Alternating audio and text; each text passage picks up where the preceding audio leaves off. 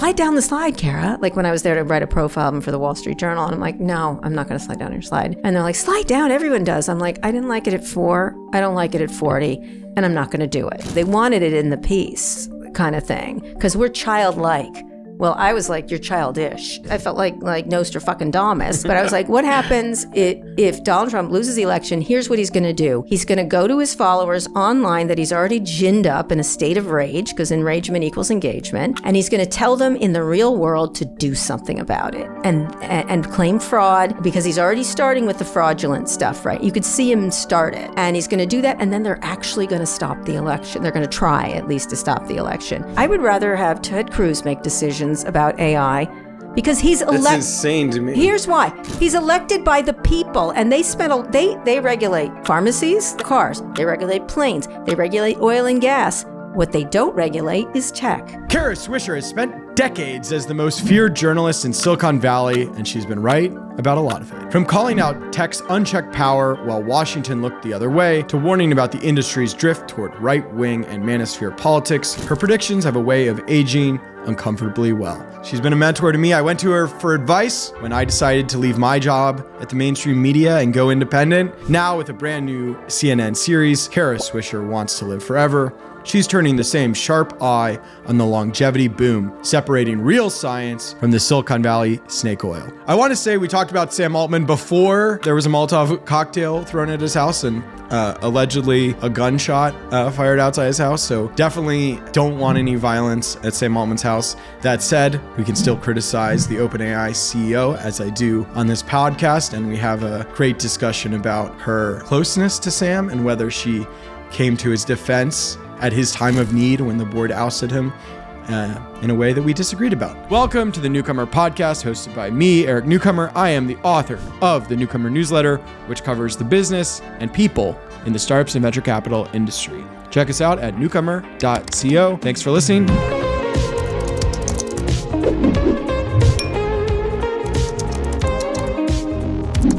Does Kara Swisher want to live forever? No, she doesn't. She doesn't. A little it's a joke. clickbait in your. Well, why not? I mean, it's actually an interesting question. It's actually a very funny doc series too, because I think one of the things that works really well on Pivot is Scott and I are somewhat funny with each other and individually, and so it has that kind of attitude. You're walking around a cemetery at the beginning. Yeah, it has and everything, and it's also emotional and personal, which I think works well. But no, I don't. No, my whole thing is they all want to. You go to visit Bryan Johnson, he's like, I don't want to live forever. I want to don't die. And I'm like, what is wrong with you? Like, although I have some mixed feelings about him because I think he's an interesting character. I've known him for a long time, or covered him for a long time. And I just thought it would be funny. It was called something else, I'll Never Die. And my wife thought it was like Watch You Die during the making of it or something like that. And so it's obviously tongue in cheek. Yeah. And you sort of get to the end where, you start off saying, you're reflecting on how Steve Jobs thinks about death. He did, yes. But he clearly sort of, bungled. He did, but let's health. not blame a dead person for their death. Like at this point, right. He did realize the problems, but it was too late. Ultimately, and he talked about it. He talked about that, and his family certainly has. I've talked to them about it, and I think he still had a very aggressive pancreatic cancer, and who knows what might have happened, but I think ultimately what I liked about him is that he kept going until he died. I think Walt and I did the last interview with him that he ever did, the public interview that he ever did. I think probably did the last interview he ever did. And he was quite sickly. They're still fun to go back and watch. They are. It is sort of sad that nobody in tech is delivering that level of thoughtfulness. Well, he was well educated. He was well read. I mean, the whole class now is so far below him. They're trolls compared to him, and they are trolls in online at least. And he just had a lot of thoughtfulness and controversy too around him, and that was okay. But compared to today, it's a low bar. But he seems almost noble in a lot of ways. And one of the things that I really liked was that speech he gave at Stanford in between his two illnesses, because he got sick again. And he was actually we did the Gates Jobs interview. I think that was 2005. He was in great shape. You saw he was very quite robust. And then he got sick again, but he gave that speech during that time period. And I have to say, listening to it, it's Like it just, even today, I listen to it over and over again, this idea that death actually is the fuel that creates innovation because your mortality gives you enough urgency to do things. And so it's a very complex and beautifully written thing. He had to have written it himself. It's too personal not to have been that way. And does legacy drive you, or how much do you think, oh, I've got a clock and I need to achieve this? Yes, it's not legacy. It's that I'm aware of time. And I think that was the impetus. And so was he. And I think it's not lost on me that he created the most incredible things while he was sick. That's his most fertile period of creation, which was amazing when you think about it. Whether it was the iPhone, whatever, everything was during his illness periods or right before it, right near it. And so I thought that was, I thought he's an interesting character in that regard. And then it just went so far south after, when it was more about narcissism. Narcissism, I want to live forever. You're not saying Apple specifically. No, you're saying tech. not Apple. Yeah. The men who came after him. And I think the next visionary, because Steve was the visionary for a long time and sort of the template for the mogul kind of thing. People had looked up to that. And then it became Elon, I think. And Elon's a whole nother ball of wax, even when he was not quite as toxic as he is now. I want to ask about the doc one more question, but we should talk about Elon. Okay. Bryan Johnson, what did you find sort of redemptive or valuable? I don't know about valuable. I just wanted to be fair to him, because I think he himself makes himself a circus act, and he's talked about that. Like, he's trying to build almost like a cult around the idea. He is, and he knows why he attracts the mockery. You can't say he's a victim, because he attracts it with his ridiculous photos and the blood thing and all the stuff. He just posted today, like, I just had sex with Kate last night. Cool. Like fuck you. He was doing it just to be provocative. And so he's doing that. So fine.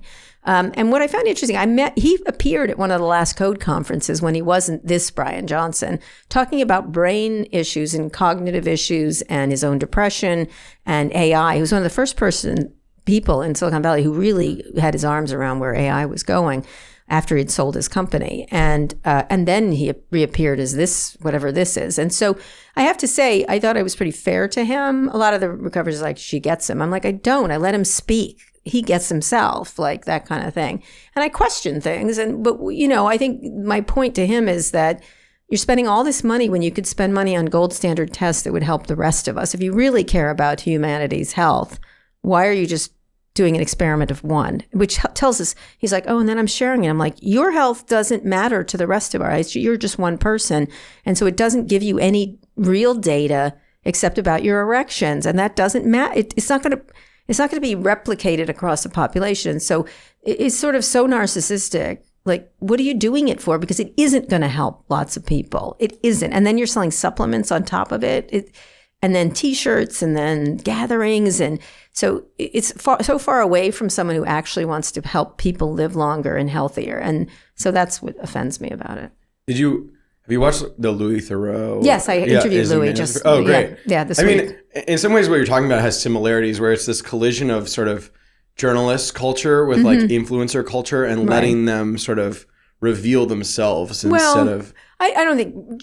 Bryan obviously, it's not that Bryan level of toxicity. Not toxic, no. I don't think he's a con man. I don't think he's a con man. I think he's someone who is probably a little unhappy and is searching for meaning. And those guys are clearly trying to sell you some stupid scheme, Bitcoin scheme, or dumb supplement thing, or here's how to get ahead in real estate. They're all just grifters, really. I don't consider Bryan a grifter. It's something else, probably deeper and sadder, And it sort of is that what's happened to a lot of the Silicon Valley people. They're so absorbed in themselves, and they feel like they must live forever. Like, and I don't mean live forever, but you know what I mean? Like, they must go on because they're the finer people. And then they become mutated, whatever you think of what Bezos has done to his body. They're all doing things to their body, which is really...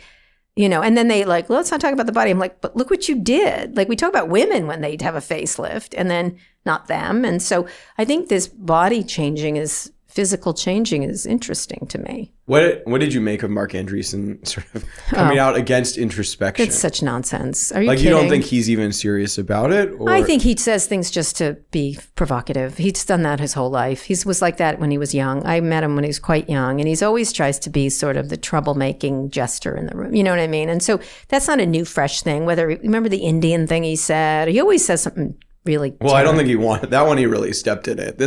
I'm not so sure. I think he knows what he's an incredibly smart person. Let me just tell you, he's not that dumb. He knows what he's doing, and he's always doing it. And when we used to text all the time, he was very funny. He's got a very wicked sense of humor, and except his sense of humor is tearing people down, and dunking and tininess, smallness. And so I find it. I'm like, okay, whatever, you child. But he is introspective. That's not true. I think he has a very complex life. He isn't simple. He doesn't just go ahead and what he does is he successfully, I'm not a psychiatrist, but if I was raising him, I'd say he successfully buries his pain, there's obviously a lot of family pain there or something that he's just decided to leave behind. Yeah, do you know much of this story? I do.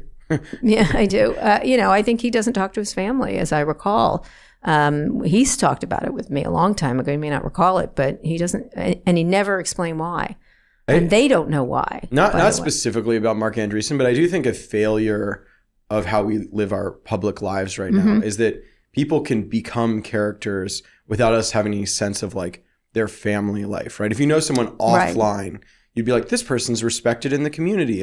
People are, they treat people well. I know a little bit about his personal life. Now, his wife is lovely. Laura is lovely. I'm not trying to, but I do think there's sort of people can become these sort of characters on He's Twitter. He's a character. Without giving a full picture of their human interactions. Yeah, but I think he likes people. to be I think he sort of relishes being the pirate when in fact he's the man. Right? I'm just telling it I don't know what it is for him. I can't say I've ever had a significantly profound discussion with him. I've had a lot of tweets back and forth in the late of the night about Sarah Palin or whatever's happening. Do you know when you last talked, or was there a year of the falling He got out? mad about something. I don't even know. There's such petty little shits. When you sort of started souring on Facebook? I think I was very critical. No, he didn't. I don't think he minded that as much. I don't know. He probably thought I was too negative because he was at a lot of code conference. He came and did a lot of really interesting interviews. Very smart. Many of them are morons, and he's not, right? Or moronic, I guess is what the better word to use. But he probably thought I was too tough on Facebook or Mark or who knows? Who knows? They're so petty. I'm like, man up, grab your sack, and we're in the big leagues now. You can take criticism. And as it's turned out, by the way, I hate to say it, but looks like I was right, about what they become and how they judge it. Well, based their attitude, and also I guess public sentiment is extremely negative on the tech industry. You just saw the most recent stuff, the Gallup poll. There was a new poll today. Yes, it's because it's not good. And I think this, if I had to guess, and this is just me as someone who has a lot of kids, is a lot of these people weren't hugged enough as children. I don't know what to say because they are desperate for affirmation. And if they don't get asked affirmation, they throw tantrums, right? They're and that's why I call them toddler adults. And you sort of, and that it was there before. I was thinking about, someone reminded me of something that was in my book, which was when I was at Excite, they had the slide between the two floors. They had all the children's toys everywhere, whether it was at Google, Excite and stuff in the very early stages, or at Excite, they had a garage front, even though it was a building. And I was like, you're performatively pretending you're still in a garage. Who does that? That's not 14, right? Essentially. And so at one point they were like, slide down the slide, Kara. When I was there to write a profile for the Wall Street Journal. And I'm like, no, I'm not going to slide down your slide. And they're like, slide down. Everyone does. I'm like, I didn't like it at 4. I don't like it at 40. And I'm not going to do it. I'm not playing your game. Sort of period where they were pretending. Well, they wanted me to put it in the profile, right? Ooh, here with the bouncing balls. And instead, when, Google would show off any manner of scooters or zip blades or, they wanted it in the piece kind of thing because we're childlike. Well, I was like, you're childish which is different kind of thing. And I didn't want to indulge them in that ridiculous performative stuff. I mean, this is a big question to ask, but Silicon Valley would say, we at least have sort of a positive vision for what we want the world. That's what I'm going to ask. What is your positive vision? What do you think? How do you want people to be spending their time? Or how do you think about sort of the organizing way you want people to be living? I want them to be thinking of more people than themselves. They're so interested in themselves and so interested. There's a great new series out called The Audacity. I just did the creators of it and some of the stars in it. and producers, and I love it. I love Silicon Valley. I was an advisor to it. By the way, I was in it. This is Jonathan Glatt. I think it's Glatzer, he was from Succession and a bunch of stuff. They are depicting the sort of more serious and sad elements of what's happening. And I have to say, there's one line and I have to tell you, Zach Galifianakis is so good in it. And the only thing I'm mad about is I have sympathy for them and I can't stand them. And that's how successful this is. But he says they're so hateful to us now. They should throw us parades for what we've done. And I'm like, you know what? The internet was built with taxpayer money. You were helped innumerable ways by the government. I just saw Al Gore. Right. Ago. And you shit on it, as if you weren't helped and pushed up by others. And so I think the selfishness in that much wealth is what really drives me crazy. And it's a lot like this documentary. It's like, are you doing it for yourself or are you trying to help a lot of people? And the only person I see helping are the women, which are like Mackenzie Scott, who's just given $70 million from Meals on Wheels. She's trying to help us in the now. And that to me, every time they do something shitty, it's like, well, our stock is worth a lot. And for me, what I said to one of them, it might have been Mark, you're so poor, all you have is money. You're poor. And I want them to be better. And the reason why Burn Book was called Burn Book, a love story, because I love tech. And I think it has great possibilities. But the only thing they're doing with us is surveilling us, trying to control us, and now trying to infect and destroy politics. Right. I mean, in Burn Book, which wasn't Bernie enough. He's not negative. And you're like, oh, I should have been meaner in retrospect? No, I don't think that. I thought it was fair. I thought it was fair. One person who, after I wrote it, came up to me, because everyone has an opinion, said, you're real mean to them here. And I'm like, I don't think I am. I think I'm fair. I think I am fair.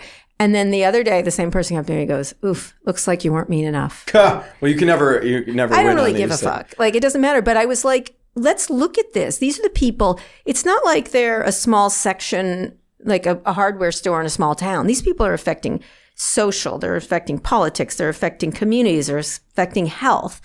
They have enormous power. And now they're controlling politics. I think there's a story of it that's, you have a relationship with them. You go to them for sources. You're getting scoops.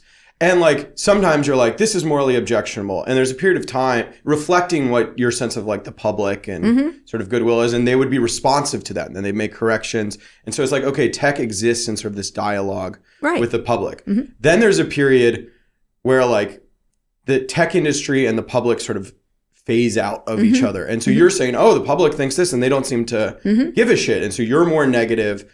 But then I'm not negative. I am telling them the truth. They are hurting people. And so why does the cigarette industry... Look, give me an example. Well, can I just finish? Okay, sure. I mean, I think the thing they would say is they stop talking to you and then Kara gets very mad. No, that is not true. Because it's the relationship breaks down. I don't want to talk to them. And you don't need them anymore because you pivot in to sort of the critic view. That's crap. That's what a small child would think. I'm sorry. I'm an adult. That's not how I operate. But the relationships, even as a reporter, it matters. I'm not covering them as a beat reporter. That's certainly true. And I think I actually was far too kind, actually. And back in the day. Yeah, only because I thought it was really exciting what was happening. I really did. It's like watching, the gold, people cross the country and discover America, and you're like, this is amazing. And then, oh God, you just killed all those Indians. You just, what? And I feel like it's more like The Great Gatsby. I'm Nick in The Great Gatsby. And then you're like, just a fucking second here, Tom and Daisy, stop hurting people. And one of which they always were in that particular instance, one of the things that I think is problematic is I started writing for the New York Times because, and I think I clocked, I'm sorry, I know I say I'm right, but I was right. When I wrote that piece where I said they're weaponizing the First Amendment, they're weaponizing this, they're weaponizing that, there will be downstream effects of what they're doing. Because I studied propaganda in Hitler's Germany. If you study history for 5 seconds, you see what was going to happen.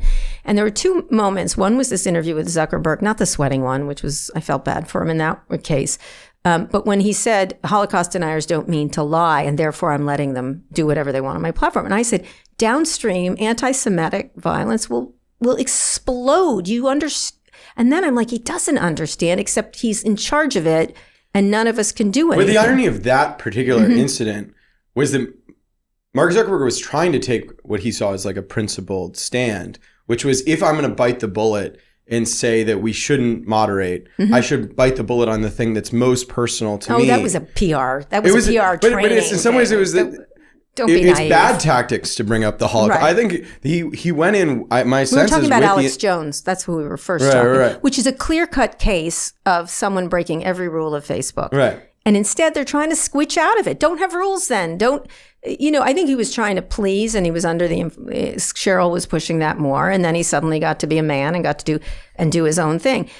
When I wrote a piece, two pieces in the Times, when I went there so I could get their notice, I was like, now you're going to fucking listen. They were listening to me before, but I was like, what you're doing is so dangerous for the rest of our country and hurtful to kids. Same thing with, well, I'll get to that in a second. But so I wrote that they had weaponized all these things. They weaponized and amplified hate. And this is going to have bad effects. And now Trump is here who understands it as one of these charismatic leaders. This is not good for the rest of us and the body politic.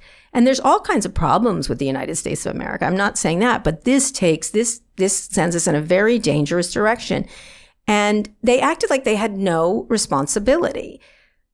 Then, right in 2019, I wrote a piece, and I'll never forget this for the Times, where I predicted the insurrection. I said, what happens if Donald Trump loses? I wrote it in 2019. Donald Trump. Go look at the text. It's crazy. I felt like Nostradamus, but I was like, what happens if Donald Trump loses the election? Here's what he's going to do. He's going to go to his followers online that he's already ginned up in a state of rage, because enragement equals engagement. And he's going to tell them in the real world to do something about it and claim fraud, because he's already starting with the fraudulent stuff, right? You could see him start it. And he's going to do that, and then they're actually going to stop the election. They're going to try, at least, to stop the election, which is precisely what they do. When I wrote that piece, I got so many angry messages. I don't think Mark wrote me, but a lot of them did. Mm-hmm. How dare you think we would start it? And I used the word insurrection in the piece. And they were like, how dare you accuse us of being part of the thing? I was like, how dare I? I can see down the fucking road, because I took history courses, which you didn't apparently take, or anyway. And so that was pretty bad. But then with this AI stuff, again, watching them roll out these chatbots and kids get to use it. We stopped Joe Camel. I'm sorry. I'm saying they keep doing it. Do you see value in language models? To me, yes. Social media and language models. A problem right now is politicians are over extrapolating from the social media area. Of course they are. To me, I think language models, at least as they exist right now, and we could drift from that, but like today, they're trying to be truth-based because that's how they reason. All they do is reflect. They bring us sort of closer to a shared reality. Do they? I think so. Because, I don't know. Because right now it's sort of a standard set of answers for different users. Obviously, you have memory, but if you want this general purpose model, then it needs to be able to generally reason. There's all kind. Look, you can use a knife as a weapon or a tool. You can cut cheese with it or kill someone. It's like that's the way it goes. But when I saw these characters, the minute I saw character AI and the rest of them, I'm like, oh no, this isn't user-generated. And they try to claim it's user-generated content. It's not. It's doing something else. And then they unleash it on teens who are. Anyone who has children understands they shouldn't be using this product just the way they shouldn't be using cigarettes, just the way we age gate lots of things. And they've made it so we have to now age gate it because they won't stop making shoddy, shitty products that hurt people. And then they're like, it's not our fault. But then when you read the transcripts, it is their fault because they made a product that was shoddy. And the thing, I don't know why other corporations aren't pissed the fuck off. They get all these passes. They have no rules on them. When Alaska Air, the door blew off. You remember that? Mm-hmm. What happened to Alaska Air? They get sued and suits everywhere, lawsuits everywhere. But I mean, these companies are getting sued. Now they are. They're the richest company. Now they have so much advantage. They got so much of a thing because Congress and others refused to regulate. Including Obama, by the way. I'm not like it's not just Trump that's the coin-operated president. I don't think Obama was a coin operator. He just didn't do it. But, Alaska Airlines, they get sued. Investigations by states and federal people. Lawsuits. The CEO was fired over a door. All these things happened and no one pays. Like the insurrection, I don't think it's Mark Zuckerberg's fault, but I don't think he helped. And I think he's part of it. I just think language models, they're inventing like a fundamentally new intelligence that's going to reframe the entire way. Except Eric, we're going to have advances in like disease research. Sure. I That's absolutely true. But that's their little marketing ploy, which I agree. I mean, it'll happen. You have sort of Demis Hassabis working at Google. I feel like he is motivated by Demis the is great. Right. But meanwhile, they're also doing other things. Sure. And so why isn't there an ability to why are they able to put out these chatbots for kids? It's a very simple question. You want to age gate them? I don't know now because Taylor Lorenz, who I respect, is out making the smart point that age gating is going to kill anonymity. That's one of the arguments. Right. Guess what? We should let all kids drink. We do it all the time. Well, no, but the problem is if you have to identify people to age gate them, then it's very difficult. Adults. No question. But we're smart people. How can we figure out a way to do things? And I'm not talking about a nanny state, but we do it everywhere else. If I were other companies, they all have. Look, the deli on my fucking corner has more laws on it than the tech industry. I just think experiencing the Trump administration has made me personally less interested in regulation because we see an administration eager to weaponize every government tool they have. Absolutely. And I'm surprised that you're still what did the tech people come in and do? I think we could do legislation can happen. Look, this is a moment in time, and we'll see what happens because he's coin operated. What did they figure out? If you were around, you can buy the presidency. That's correct. And what happened was, and if you were around when I started, Bill Gates famously came to the Washington Post when I was there as a young reporter. I invited him there to meet everybody. He wasn't quite the world's richest man, but he was close. He came in, he arrives in a cab. He did the whole like I'm a simple guy kind of thing. Which he was. Smart. But he was. He didn't arrive in he was like that, right? He was unbathed at that time. He didn't wash his hair, which was noted by people there. And he started saying, I don't have lobbyists. I don't care about Washington. I'm just going to make my stuff out in Redmond. And I said, I'll never forget, I said to him, I said, this is a town of student body, ex-student body vice presidents who love a subpoena. Like, you've done things that are problematic. Or you will do things that are problematic. And they came after him. And then they all lobbied up and they girded up on that. But they still had this, even Google had this attitude, it's like, oh, we'll hire Susan Molinari, we'll hire blah, blah. But they didn't care about it. And then the penny clicked with people like Elon and David Sachs and others. Just a second. These people are cheap. Like, we disdain them, but we now can buy them. And Trump just happens to be the most easily transactional person. Right. But isn't this a case against government? No, it is not. It's a case against Trump. It's a case. No, it is not. Our government, sometimes when I listen to tech people, they're like, oh, we do more than the government. We deserve this. I was like, get off the fucking roads, the highways. The government did that. I don't know. I think World War II went pretty well for us. I think the government has done all manner of amazing scientific research. And by the way, guess who invented the internet? The government. So why not work hand in glove with the government instead of letting them decide everything? And I'm a big believer that government shouldn't do that because companies can move faster and innovate and they have the capitalist impetus to do so, which is great. But what happened to that public-private thing? I just think we're literally in a period where the Trump administration is buying stakes in companies, about to throw money around. They're communists. So I call them socialists. Right. Yeah. So I don't know. I just think there's a dangerous argument to make at this moment. At this moment. Because they're going to lean into it and they're going to get tons of money from the federal government. I believe in the United States government and the Constitution, and it's the Trump administration. They're corrupt, coin-operated, a bunch of grifters. Absolutely. But it doesn't mean we abandon the American experiment because these bunch of grifters are in charge right now. Now we know, just like with Nixon. Things happened after Nixon. We cleaned it up, and we're going to clean it up again. That's what's going to happen. And you can see, listen, 6 months ago, I said on Pivot, Trump is over. You don't see. It's now. You can see it. You can see what's about to happen. This week, look at you have to pay attention to the signals you don't see. Every single person in the Maggie Haberman piece in the New York Times, which she did with John Swan, who are great reporters, they all of a sudden are running for the fucking exits.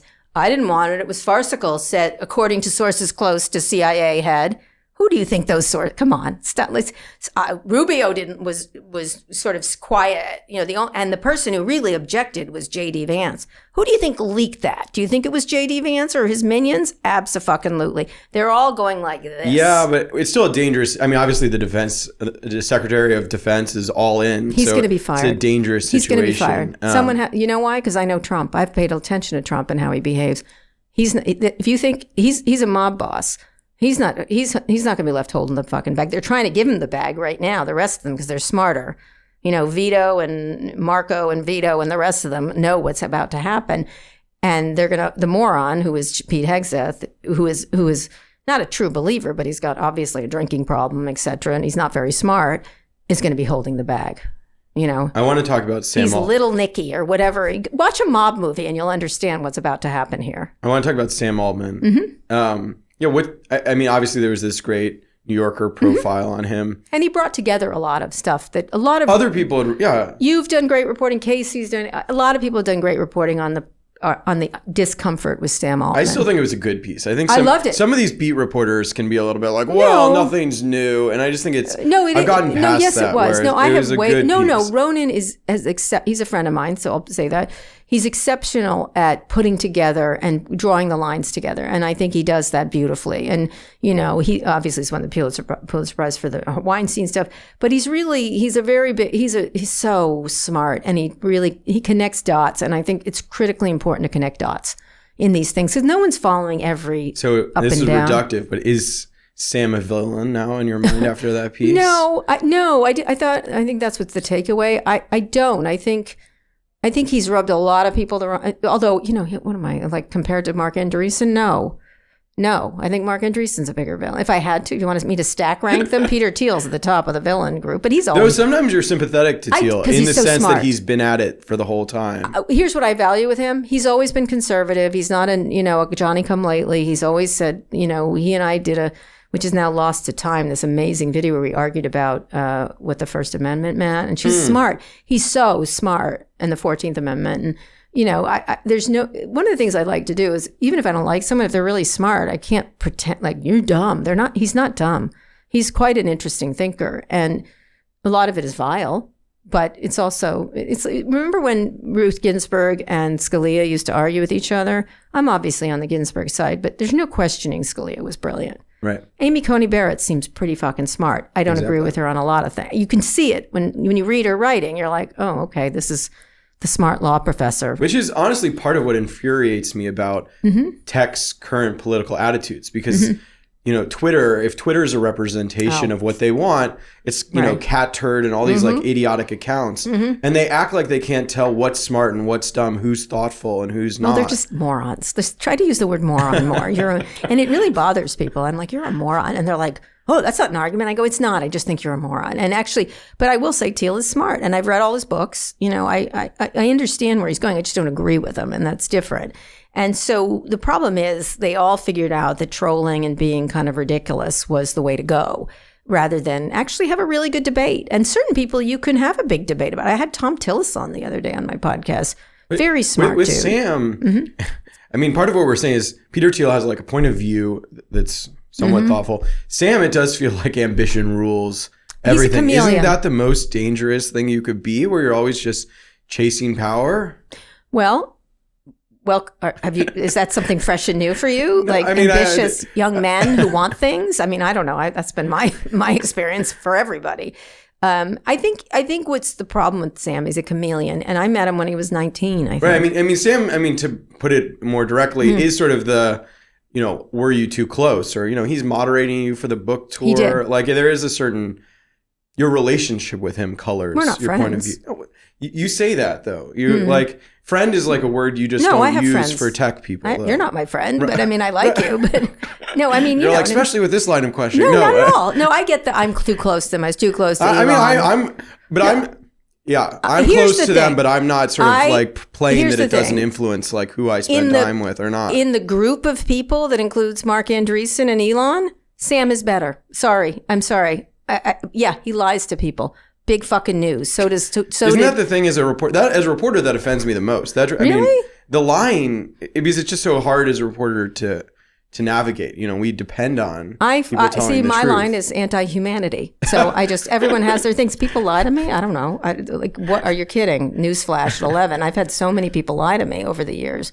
I mean, just like in 4 days, like I would have people lie all the time. Mark Andreessen, at one point, I was reporting that he was leaving AOL, and he says, absolutely not true. And I go, Mark, if you tell me this, like he was telling it to me directly, and it's true, that'll make you a liar. And he goes, I'm absolutely not leaving. The next day, press release. Oh my God. And all I wrote to him was pants on fucking fire. And it was like, if I got offended by everyone who lied to me, I would be offended all the time. This is a wiser perspective than mine, certainly, that the effect on humanity matters more than I think he is. And if you look at OpenAI and what they're doing and compare it with Grok, obviously OpenAI is I think he is nowhere near as dangerous as Mark Andreessen or Peter Thiel in terms of their impact, or even an Emil Michael right now because of the stuff he's doing to Dario.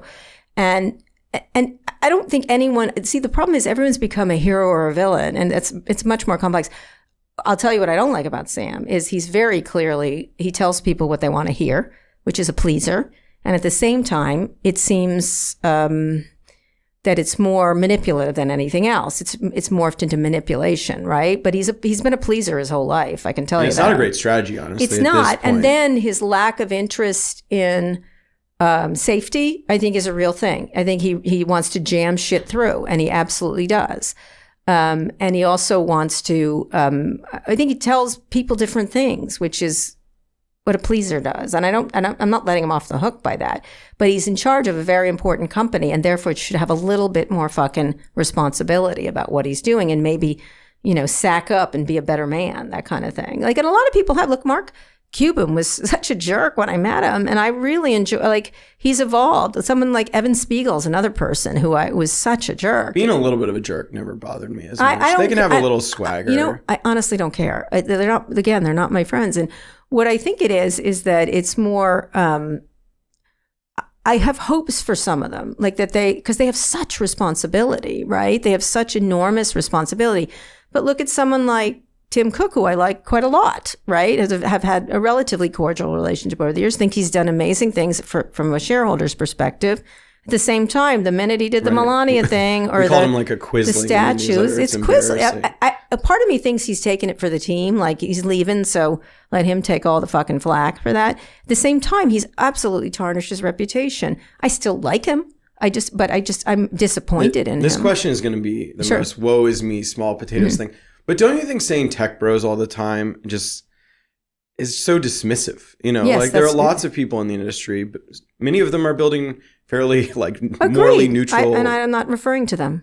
I'm not referring to them. But they feel sort of like... Oh, no, you're kidding. Wah, wah, I mean, wah. I guess I still do believe Silicon Valley is the place in the world and the United States that is most working to build... Let me throw something back at you. Yeah. Why are they the fucking victims all the time? You know what? I know real victims. I know the kids who've killed themselves using products they use. I know kids that live in Sudan. Like there's victims all over the world. They are not victims. And their feelings, I don't care. I don't care if they feel victimized. Isn't it bad for our society? Like, we want to encourage people who are doing stuff, that's productive, that we want them to do, to keep Yes, but why are they more productive than a teacher? Like, why? Because they're rich? Stop it. They're not. Trust me. They are not more productive. And this idolatry of innovators is ridiculous. But you like technology. I love technology, but I don't think, listen, I think a banker, a deli guy, a nurse, anybody is a hero to me. These fucking astronauts up there, they're so much higher on my stack than these people. And thank you for the mapping stuff, which, by the way, was created by the federal government that you just took and then sold it back to us. Those astronauts, I have great regard and respect for, and they're just as good and just as important as someone who makes a dating site. I'm sorry. I'm not going to I think it's great the things they've done. And look, Henry Ford, astonishing industrialist, made the car. Car was important. That fucking anti-Semite, fuck him. You can have two feelings. Same thing with Edison. Jerk. Thanks for the light bulb. But I don't have to constantly be thanking you for something. And that's my thing. And the reason we thank them is because they got money. They're so poor, all they have is money. And so I'm not going to give them any more than I would give a teacher, than I would give there's all these from a purely pragmatic point of view, isn't there an argument that Biden not inviting Elon to that stupid thing, I called the Biden administration just when doing that happened. sort of I think people underestimate how I'm sympathetic to the argument. You get paid in money. That's what the money's for. The classic Mad Men thing. That's what the fucking money's for. But the tech people don't feel that way. Like business executives, guess what? They do it because we care about social standing more than we care about money in some ways. That's what the fucking money's for. And you have a lot of it, kids. And you know what? Take that money and buy yourself the finest dog in the land. I don't really care. I don't care if you feel good. I don't care. Get married, have children, find your hopes and dreams. When Elon didn't get invited, he called me a lot and was complaining about it. And I'm sure he called a lot of people, but I remember that because he was so mad about it, right? At the time we were speaking at the time. And that wasn't that long ago, right? So, and I called the people at the White House. I said, I cannot believe you didn't invite him to that. And I see why, and they're like unions, blah, blah. And then they went overboard and was praising Mary Barra and there's no question. Elon gets, by the way, Google people were there first, but he was the one that pushed the cars through, right? He really did. He was the one who really mushed them, get them into place, and deserves all the credit for that. He deserves the credit, but not everything. And I'm so sorry he doesn't feel loved enough by the Biden administration. But again, sack up, sir. It's the way life works. Sure, but from a pragmatic perspective, it can be a little dangerous. What I said to the Biden people at the time was, you need to have a man and you need to pet him down. Like you need to stroke him. Like Daniel Lurie in San Francisco is doing such a great job of just trying. Saying nice things about them, but otherwise running. He's trying, but trust me, behind the scenes, it's not something they love to do. Like it's just, why are we doing this to a bunch of the richest people on the planet? Why do they get extra special cookies? Like, here's a good example. When I was a kid, my mom worked after my dad died, and we would have to stay at this. She worked in a department store, and we'd have to stay in this place called the Birdcage, and it was at like Saks Fifth Avenue, Bomb Hotel. I don't remember. And when we'd sit in there and have lunch, and with me and my two brothers, and then waitress used to come and say, dessert time, and they go, "It's Boys' Day. Boys get 2 desserts, and girls get 1." And I was like, all right, I'll buy it. And they got 2 desserts. I got 1. It was always fucking Boys' Day. And at one point, and this was me as a 6-year-old, I said, why is it always Boys' Day? There's never Girls' Day. Oh, you just didn't come here on the right day. I'm like, no, it's never Girls' Day. So I just want you to answer. I said, I don't want another dessert, but I just want to know why it isn't. And to me, some of the whiny that they do, they're so whiny about being victims, and they deserve it. I urge you to watch this AMC because Zach does a beautiful job at this. Why are we so coddling of the world's richest people? They can afford therapists. They can buy themselves a wife or a husband or whatever they want. They can buy a dog. They can buy an island. They can buy France as far as, I don't really care. Jeff Bezos wants to rent Venice for his wedding. Seems a little much to me, but knock yourself out. We do not have to. We are constantly wondering how Elon feels when people across the world are dying due to his careless stupidity. Part of how America works is that, thankfully, we want power to be more diffuse. To me, not totally aligned in like one president or one government. I agree. And like companies are a way that we sort of diffuse power. People can run different experiments. And so like they have worked hard to sort of build their little mini cults with their little mini visions of the world. And they want to be sort of a small participant in this like they don't conversation. They don't want to be a small participant. Are you watching what they're doing and the funding that they're doing? They're funding. He tried to change the by the way, he's lost badly. Now it's 5-2 liberals in Wisconsin. Good job, Elon, on that one. Right. To be clear, I would never defend Elon. I think there is definitely a project to sort of kill American democracy. I'm very worried about. It's just this is the Trump channel. My problem is that by sort of hitting with such a large target, you're sort of attacking anybody who could be your friend. I like all the people who were. I don't want to be friends with them. Again, they're not my friends. You're ally. You're like trying to build a vision of the world that you want to see. I talk to lots of great technology people, and they make beautiful things. But so do a lot of people. And our viewfinder is far too much with the wealthy. And listen, that happened back in the Gilded Age. It happened before that. It happened in ancient Rome. This is what always happens. But I don't think this small group of homogeneous people should have such power over communications, politics, social, now media, because that's where they're headed, right? and healthcare. Like, why do they get to run everything? And because they are homogeneous. Even if you think they aren't, they are. And some of them are a little more liberal than others. Some are more conservative than others. I just don't think one industry should be calling the shots on everything. And I can't believe I'm actually saying this, but I would rather have Ted Cruz make decisions about AI because he's elected. That's insane to me. Here's why. He's elected by the people, and they regulate pharmacies, drugs. They regulate cars. They regulate planes. They regulate oil and gas. What they don't regulate is tech. So why do they get off when they're able to do that? And this is the government we've chosen, is a representative government of the people. I believe in the people a lot more than them.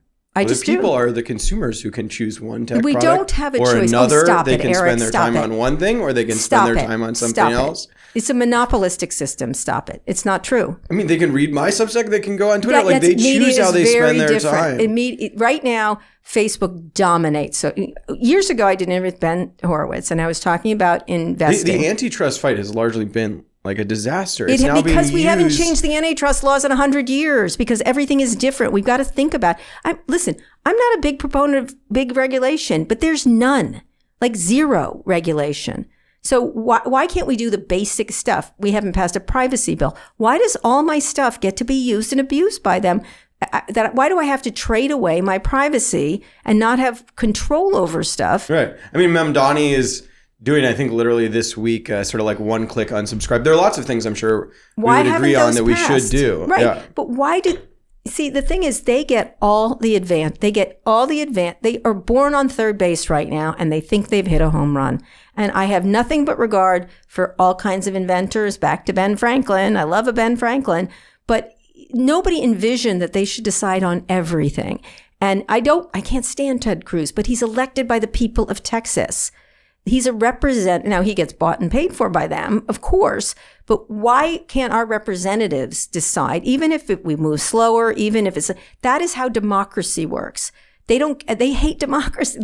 Peter talks about, at least Peter says it out loud, right? That's why I appreciate him. Okay, now I see where you're coming from. Last question, tight. By the way, you're a lot nicer than I am. You would say I'm nice to Sam Altman, but man. Oh, I sided with the board during that whole period while you were tweeting in his defense. So I was defending. In that specific instance, I stuck my neck out pretty far. What did you say? I wrote that people should listen to the board and that there had been this incident with YC and Elon. They messaged it poorly. But I do think people didn't understand what the real reasons might have been at the time. In that case, I think that board got out of whack. They had two people, the conservative guy, Will from Texas. He stepped off. Right. And Reed stepped off. And then it became an uneven board because they were kind of in the middle kind of stuff. Sure. And therefore, the group that was very much safety oriented got too much power. I thought it became a problem with the board. I think they clearly executed it poorly. But like Ilya, Mira had come with complaints. But then didn't. Have left the company. She has, but she's done her own thing. I don't know. I think I was, in terms of what was the losing sort of popular position at the time, I held the one that was out, like the public sentiment on Twitter was yours. Right. And mine was the minority position that I think is bearing out over time. Except is it? I mean, look, Ilya went off and took all that money. So like nobody's clean here. Nobody is. And Mira's taken like no accountability. Doesn't talk about it at all. I'm sorry. I just don't believe that there's same thing. I'm just saying on that particular one, I'm not giving you the moral victory. It's not a moral victory. I just think it's what I think it is. It's very complex. And I don't think those safety people were not clean. And that was my point, that there's just more history to Sam. I mean, I think part of the problem with the board is there hadn't been sort of the predicate. They hadn't gotten pieces out about Sam that would explain to people why he was seen as a liar privately. And my piece was just saying, there is a long history of people thinking he wasn't honest. To me, that was a board that got out of whack. And one group took back power, and they had a point of view that was quite inflexible, by the way. And the other side had a point of view that was quite inflexible. And that goes to board dynamics, where you should have a board that is much more balanced so you can argue it out, right? That, to me, it's like the same thing with the Supreme Court. If it has too many concerns. But you've just given this whole spiel about how they shouldn't have so much power. Why is OpenAI Sam Altman? Like, it shouldn't be. Right. Well, then what's it matter? Like, if the board sort of thinks, maybe let's try anybody else. Right, like somebody else. Because I think they did it wrong first. And then it doesn't matter how you do it. And the employees were behind him. And I tend to go with because there was a huge amount of money. There was a tender offer that they wanted. So what? I mean, I agree that the board failed to execute on what they want. They didn't have the employees with them. But you've given this whole speech about how we shouldn't over-empower people, and then you're sort of very worried about one guy. No, I'm not worried about him. Okay. If he doesn't do a good job, he should be fired. Okay. I don't want anybody to be able to have too much power. And in that situation, the board had too much power, and then he had too much power, and it creates an out of whack. I don't like any of these companies where Mark Zuckerberg can't be fired, for example. They're monarchies as far as I'm concerned. And that's never healthy, especially when it's as serious as, by the way. But isn't that again an argument for firing Sam Altman? It's so hard for these boards ever to take action. Well, if you could really get a majority of the board to say, ooh, we don't want this guy. That's a pretty big moment. Yes, but it was a majority of a side of a board. It was not an even-handed board. It was not. It just was. And by the way, Will Hurd, Mm-hmm. I saw him the other day. He had a very mixed feeling. And I like a person like that so that you have someone, there was a group that was very much inflexible. And by the way, anti-innovation compared to the idea that they should be able to innovate, right? And I'm actually more on their side. There's sort of two EA people, but then there's Ilya, there's Adam D'Angelo, who is a tech person. I know. But, But there's also all these interpersonal. I just think it's a lot more complex. The thing that offended me in that thing was the anti-gay stuff, which I was getting in droves. And that's what motivated me. Because I was like, you want to have a fair fucking fight? Keep the anti-gay stuff out. Like, if you want to say he's this and that and here and there, that's one thing. The second thing is, why do you need to employ that? And I do think Elon was around, again, Elon putting himself out as the great releaser. Come on, stop it. It's all, and by the way, it's all about the money in the end for all of these people. It's, that whole Sam, I don't get paid crap. Like, he'll get paid. He gets paid plenty, that kind of stuff. And so I would prefer it that there be a range of people, but tech is no different than the board of Procter & Gamble, where they stack the board, the CEO gets paid, he gives money to his best friends, and they do all manner of crap. So why is that different from anything else? Because it's tech, and it's more dramatic and cartoonish. And I think we do cover, and I would say myself, when I was covering it, too much in a cartoon fashion. And it's becoming even more cartoonized now, when it's much more complex. Great. You have a hard stop. Thank you so much for coming on the podcast. No problem. You're getting good at this. That was my conversation with Kara Swisher. Always fun to engage with Kara. She's spicy. She knows how to podcast better than me. So gotta keep learning. Thanks. Like, comment, subscribe, follow the channel. You can check us out at newcomer.co. You can go back and read my ode to code in the Newcomer Substack if you want to get some of the history on me and Kara Swisher. And yeah, thanks for listening, and see ya next week, or see you later this week probably. We got a good one coming up.